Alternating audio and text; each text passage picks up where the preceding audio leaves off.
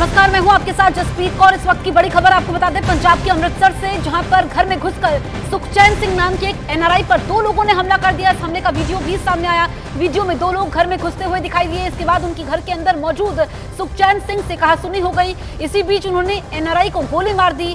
NRI सुखचैन Singh पर उन्होंने 3 गोलियां दागी। अमृतसर के एक निजी अस्पताल में उनका इलाज चल रहा है। जानकारी के मुताबिक सुखचैन सिंह 1 महीने पहले अमेरिका से लौटे थे। कुछ दिन पहले सुखचैन सिंह ने एक महंगी कार भी खरीदी थी।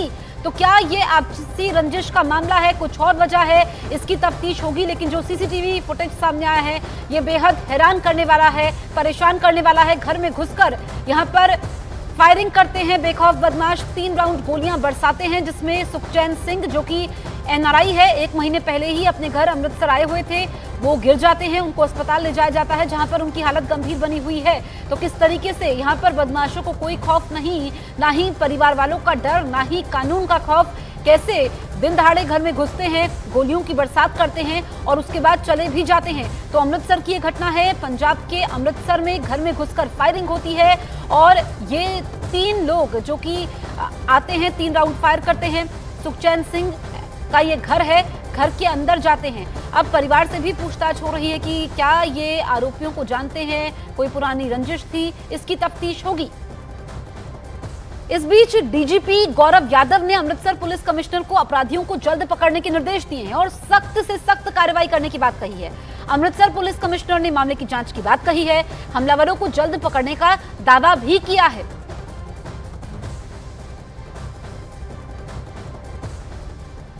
किसी में ना कोई ऐसी बात भी नहीं है कि किसी कोई पर्टिकुलर बीइंग एनआरआई होने की वजह से टारगेट किया गया हो। और जो पहले उनके कहने से फैमिली इशू है, but we are having open mind. हम इन्वेस्टिगेशन कर रहे हैं, सभी तथ्यों पर इन्वेस्टिगेशन कर रहे हैं। हमारे सभी प्रोफेशनल, हमारी टीम्स हैं, they are on the job and we are hopeful they will be nabbed soon. Rajeev Sharma हमारे सहयोगी अमृतसर से लाइव मौजूद हैं। राजीव, ये काफी चौंकाने वाला मामला है। पुलिस की तफ्तीश कहां तक पहुंची है? क्या कोई पुरानी रंजिश थी, क्या और वजह थी, क्या जानकारी आपके पास है? बिल्कुल, जो पुलिस कमिश्नर हैं रंजीत सिंह ढिल्लों, वो कुछ देर पहले इस परिवार से मिलने पहुंचे थे और परिवार के साथ बात करने के बाद उन्होंने जब मीडिया से बात की तो एक हैरान करने वाली बात ये सामने आई कि 2 लोग नहीं, क्योंकि सीसीटीवी में सुबह से 2 लोग नजर आ रहे थे, लेकिन कुल 3 लोग थे जिन्होंने इस पूरे घटनाक्रम को अंजाम दिया। तो इस समय मैं उस घर में मौजूद हूँ। घर की वही लॉबी है जहां पर पूरा ये घटनाक्रम होता है और बिल्कुल सामने आप देख सकते हैं। हालांकि जो सुखचैन सिंह के माताजी हैं उनसे अब बाहर कोई यहाँ पर हालचाल जानने के लिए आ रहा, तो ये वो जगह है। इसके ठीक ऊपर आप देखिए कि सीसीटीवी कैमरा जो इंस्टॉल है, तो इससे जो फुटेज कैप्चर हुई है उसके मुताबिक इसी जगह पर जो दोनों हमलावर हैं वो गन पॉइंट पर लेते हैं सुखचैन सिंह को। उसके बाद उनकी पत्नी उनको खींचकर इस बेडरूम में ले जाती हैं। तो उनकी कोशिश जो थी वो ये थी कि सीधा जो टारगेट उनका था वो सुखचैन सिंह था। तो पुलिस कमिश्नर के मुताबिक जो बात अब तक सामने आई, क्योंकि सुखचैन सिंह के माता के जो बयान है उनके आधार पर एफआईआर दर्ज कर ली गई है। राजीव, क्या ये आरोपी पहले से परिवार को जानते थे? गन पॉइंट के बेसिस पे ये लोग अंदर घुसते हैं या परिवार जानता था, इससे दरवाजा खोल देता है? इस बारे में क्या डिटेल्स? नहीं, परिवार उनको नहीं जानता। हालांकि उन्होंने अपने फेस भी कवर नहीं किए थे। तो बिल्कुल बाहर आप देखिए कि जिस महंगी गाड़ी का जिक्र हो रहा है, गाड़ी बिल्कुल सामने खड़ी है।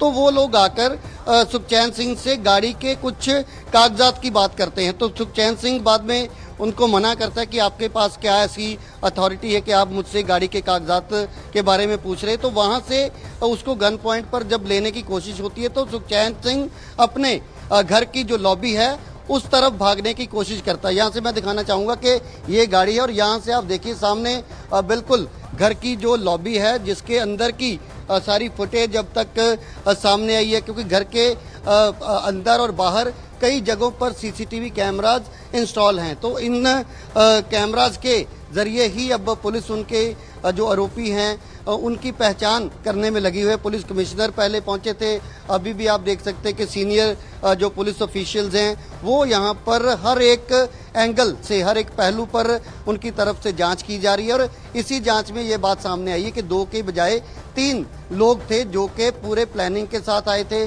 और पुलिस कमिश्नर ने ये जानकारी भी दी कि जो सुखचैन सिंह की पहली पत्नी थी, तो उसकी मौत हुई थी, उसकी खुदकुशी उस द्वारा करने के इल्ज़ाम लगे थे। लेकिन परिवार का, जो उसकी पहली पत्नी का परिवार है, उनका आरोप था कि सुखचैन सिंह और उनके परिवार वालों ने उसको मारा है। उसके आधार पर एक एफआईआर भी दर्ज थी, जिसमें राजीव, आप पारिवारिक झगड़े की बात भी इसमें सामने आ रही है। ये जो पहली पत्नी की आग का आप जिक्र कर रहे हैं, कब की ये बात है? दूसरी शादी उन्होंने कब की?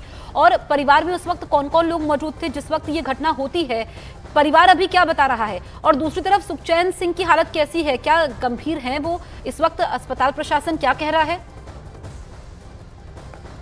अब बिल्कुल देखिए, 2 गोलियां जो हैं वो हमलावरों की तरफ से सुखचैन सिंह को मारी गई है। एक गोली जो पुलिस कमिश्नर ने बताया कि एक गोली जो है वो कान के नीचे से जबड़े में लगी है और दूसरी जो गोली है वो बाजू पर लगी है, लेकिन उनकी जो हालत है वो खतरे से बाहर बताई जा रही है। दूसरी बात, दिसंबर 2022 में सुखचैन सिंह की पहली पत्नी की मौत होती है। हालांकि परिवार के मुताबिक उसने सुसाइड किया था, लेकिन जो उस लड़की का परिवार है, जो कि पंजाब के टांडा का रहने वाला है, और उनके भी पारिवारिक सदस्य जो हैं विदेश में रहते हैं, वो भी एक एनआरआई परिवार है, तो उनका ये इल्जाम था। लेकिन परिवार तो ये का अलग एंगल भी है। राजीव, आप रहिए हमारे साथ, लेकिन जो ये धमकियां तस्वीरें सामने आई है, ये हम आपको एक बार फिर से दिखा रहे हैं कि कैसे एनआरआई के घर में घुसकर गोलीबारी होती है और दिन दहाड़े ये सब होता है। अमृतसर की ये घटना है। जो भी ये तस्वीरें देख रहा है, आप देखिए, बेखौफ है बदमाश, कोई डर नहीं, चेहरे पर कोई मुखौटा नहीं, कोई नकाब नहीं पहना हुआ था। घर के अंदर दाखिल होते हैं,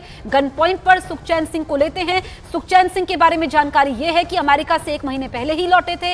हाल ही में उन्होंने महंगी गाड़ी ली थी। परिवार के लोग बता रहे हैं कि जिस वक्त उनकी पत्नी साथ में थी, वो कुछ कागज की बात करते हैं, कागजात देने के लिए कहते हैं, लेकिन बात बन नहीं पाती है। उसके बाद वो उन पर गोलियां बरसाते हैं। 3 गोलियां उन पर बरसाई गई और उसके बाद वो वहां से चले गए। और आपको बताएं कि इस घटना को लेकर के पंजाब सरकार पर भी सवाल उठाए जा रहे हैं, सियासत इस पर हो रही है। उधर टीमें गठित कर दी गई हैं। ये मनजिंदर सिंह सिरसा ने लिखा है कि डीपली पेन्ड एंड शॉक्ड, बहुत दुखी हूं और हैरत में हूं कि ऐसा लगता है कि पंजाब में कोई कानून नहीं है। किस तरीके से एनआरआई सुखचैन सिंह की अपने घर में घुसकर बदमाशों द्वारा यहां पर गोलियां बरसाई जाती है, तो भगवंत मान पर उन्होंने सवाल खड़े किए हैं। और कैसे दिन के उजाले में यह सब होता है, और ये क्या पंजाब में न्यू नॉर्मल है, ये बोल रहे हैं मनजिंदर सिंह सिरसा। पंजाब के मुख्यमंत्री भगवंत मान पर भी सवाल उठा रहे हैं। अब देखना यह होगा कि आम आदमी पार्टी की तरफ से इस पर क्या प्रतिक्रिया सामने आती है।